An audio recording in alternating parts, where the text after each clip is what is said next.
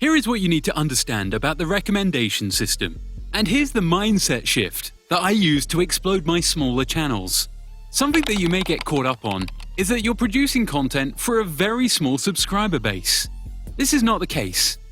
If you want certain videos to get recommended, you may need to produce content that isn't for your subscribers.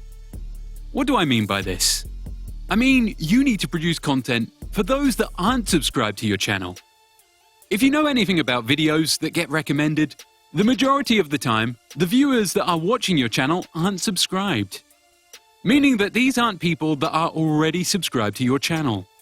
These are people that YouTube has found that would love your content and has placed the video in front of them. Meaning that when you create your content, you need to create your content for a virtual audience that you know already exists and, you know, will enjoy your content. You can't produce content based on what your subscribers think you should do.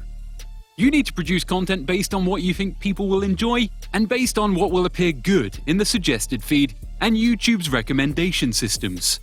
Because YouTube finds content that is good and relevant to large groups of people and places it in front of them.